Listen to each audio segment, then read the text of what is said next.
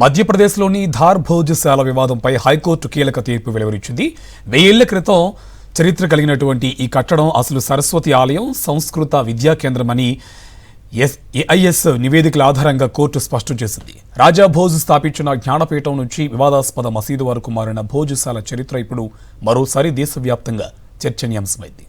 11వ శతాబ్దంలో పరమార వంశానికి చెందిన రాజా భోజ్ ధార్లో భారీ సంస్కృత విశ్వవిద్యాలయాన్ని నిర్మించారు. అదే తరువాత కాలంలో భోజశాలగా ప్రసిద్ధి చెందింది.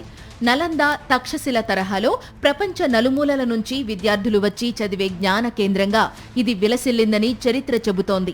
వసంత పంచమి రోజున సరస్వతీదేవి విగ్రహ ప్రతిష్ఠ కూడా ఇక్కడ జరిగినట్లు ఆధారాలు సూచిస్తున్నాయి. భోజశాల గోడలపై ఇప్పటికీ సంస్కృత శ్లోకాలు, వ్యాకరణ శాసనాలు, ప్రాకృత భాషా రచనలు కనిపిస్తుండడం ఈ ప్రాంతం ఒకప్పుడు విద్యా కేంద్రమన్న వాదనకు బలం చేకూరుస్తోంది. కాళిదాసు, భవభూతి వంటి మహాకవుల సంప్రదాయానికి చెందిన జ్ఞానపీఠంగా ఇది వర్ధిల్లినట్లు చరిత్రకారులు చెబుతున్నారు. అయితే 14వ శతాబ్దంలో అల్లావుద్దీన్ ఖిల్జీ దండయాత్రల తరువాత భోజశాల రూపురేఖలు పూర్తిగా మారిపోయాయి. 1514లో మహ్మద్ షా ఖిల్జీ దీనిని మసీదుగా మార్చే ప్రయత్నాలు చేశాడని చారిత్రక ఆధారాలు చెబుతున్నాయి. అదే సమయంలో కమాల్ మౌలా సమాధిని కూడా నిర్మించినట్లు రికార్డుల ఆధారంగా తెలుస్తోంది. బ్రిటిష్ పాలనలో మరో కీలక మలుపు తిరిగింది.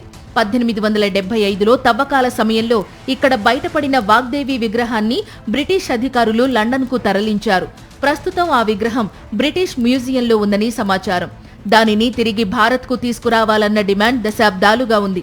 స్వాతంత్ర్యం తర్వాత భోజశాల వివాదం మరింత రాజకీయ, మతపరమైన రూపం దాల్చింది.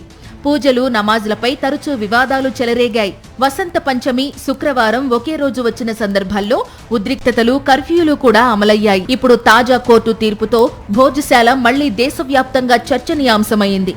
ఇది కేవలం పురాతత్వ కట్టడమా, లేక భారత విద్యా వారసత్వానికి ప్రతీకనా అన్న చర్చ కోర్టు తీర్పుతో మరో మలుపు తిరిగింది.